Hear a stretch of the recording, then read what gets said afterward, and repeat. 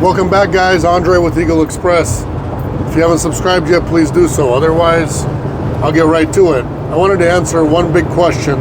A lot of people are scared to come to the Northwest or to the western side of the United States because things are so bad, so cheap, so slow, so on and so forth. Well, I'll tell you this. They never used to be that way. I mean, they were slower. It was always slower. It was always less freight here because this is the West. United States roots are in the East. Everything over there, everything started from the East. All the factories, all the major businesses, everything. And the West, like Arizona, California, California does have some production, but not that much. Not as much as East Coast does, or Midwest even. So everything started on the East Coast, then switched over to Midwest, and then West Coast is pretty much, basically office buildings and stuff. Yes, there's some production.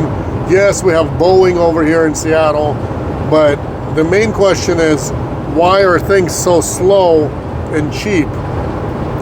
Well, before 2023 hit, it wasn't that bad. We still had freight here.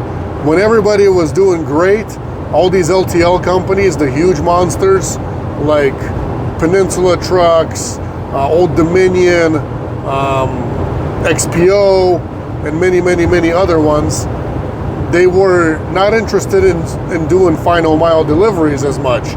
They would bring freight to their docks, unload, and somehow, somewhere along the process, they didn't feel like doing these final mile deliveries to the businesses. They didn't have time, so on and so forth. When everybody was doing great, we had a lot of work. There was plenty, they could pay, they didn't care about it, so on and so forth. 2023 hit, everything started being slow, even for those guys. So now they are actually doing those deliveries themselves and doing all the final mile themselves because it's cheaper for them to just get it done than to go pay an expediter. Hire a broker gets a cut, then you're dealing with dispatch making something off of it, and then the driver. So in the end, it costs a pretty penny to do a final mile delivery versus them, they can stick it on the truck and do 50, 75 deliveries in one day and just pay a guy hourly for that. Versus, us, somebody's got to pay $300, $400, $500 for some of these deliveries, depending on what it is and how specialized it is.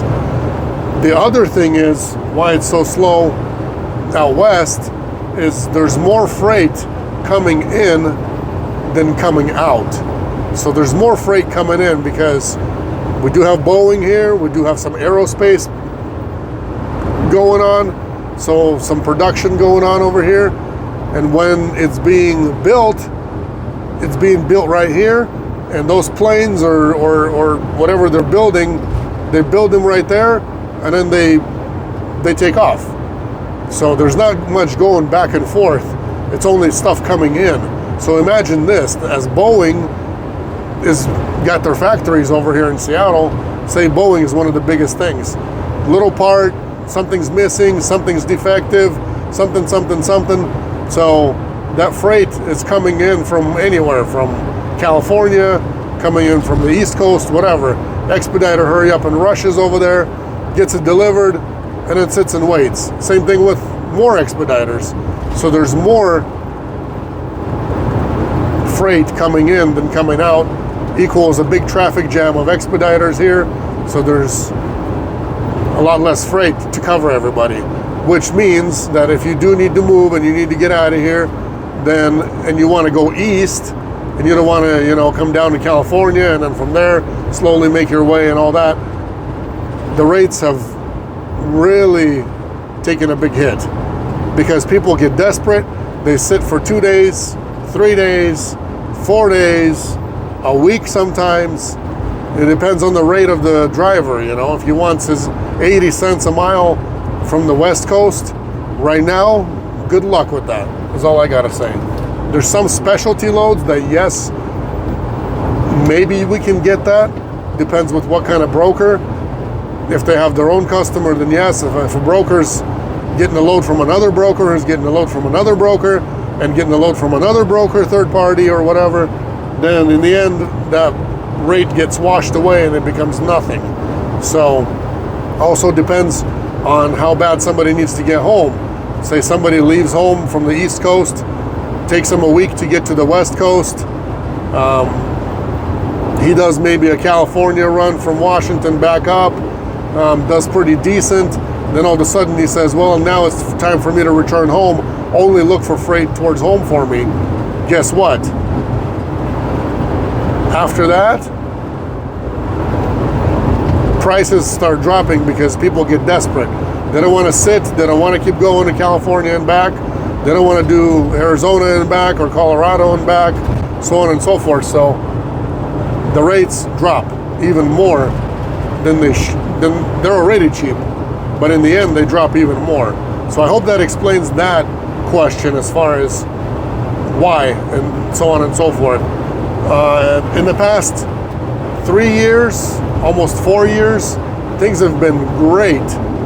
I'm not talking about 2023. I'm talking about 22, 21, 2020. Man, oh man, I tell you. When things were doing great as far as trucking went, everybody was making great money. The whole trucking industry, doesn't matter what you drove, people were making money. Nobody wanted this little stuff. Nobody cared about some shipments out in Montana, Utah, Idaho, in the middle of nowhere, Washington, Oregon, all that kind of stuff. If it was picking up in the middle of nowhere or going in the middle of nowhere, nobody wanted that because they didn't want to waste their time. LTL companies, they go and pick up things from major big cities. For them to be able to pay somebody to go a couple 100 miles or 500 miles just to pick up one shipment, it was not worth it for them because they can get a lot more work done and a lot more pickups done somewhere in a bigger town. So out in the middle of nowhere, we were kings. I was a king. I was picking freight up. I was charging whatever I wanted to charge out here. Nobody sat around in Montana. Nobody wanted to. Things were so great that, you know, drivers sat around in bigger towns, bigger cities. If you were getting a load to Montana, you were getting a round trip to somewhere else, Seattle, Salt Lake, maybe Denver, didn't matter. If it was going somewhere in Wyoming, North Dakotas, whatever, you could always get paid deadhead to the biggest, nearest other city, which could include 700 miles away, 500 miles away, 1,000 miles away, and all those miles would be paid. Right now, things have gotten way different. Nobody, basically, they just pay one way, and even one way is hard to get because they do find somehow there's people out there that will just go one way just to make something and not make nothing. So that's how things are right now. That's how it is. When things will get better, when will they get normal? Who knows? Maybe never. Maybe sometime they will. Market is oversaturated with drivers. That's a fact.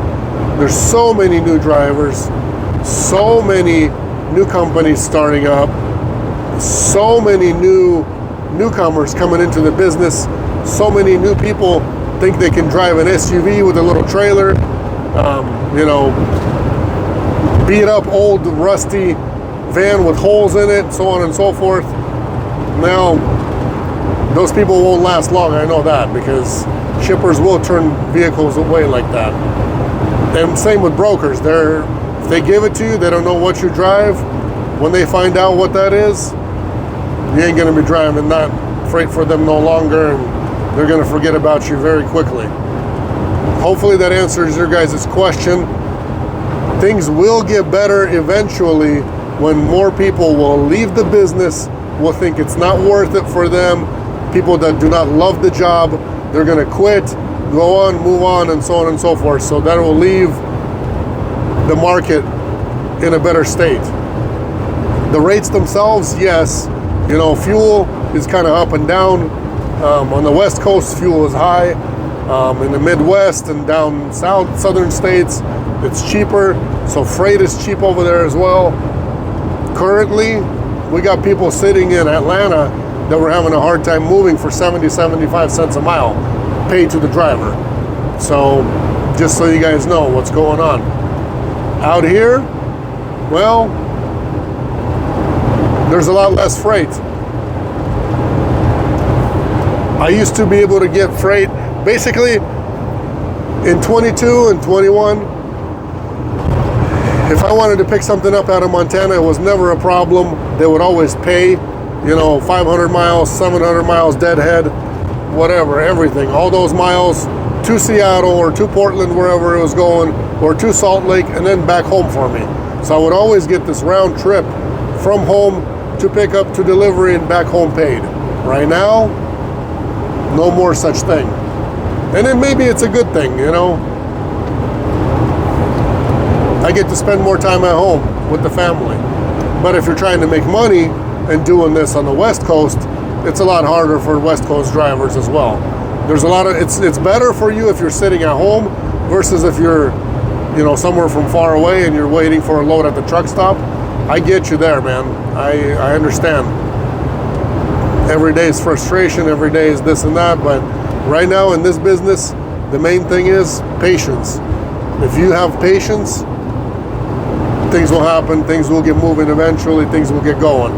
If you don't have patience, you're always frustrated, you're always angry, well, I figure, from my experience, angry people, they don't last in this business. They just don't. God bless you guys. We'll see each other when we see each other next time.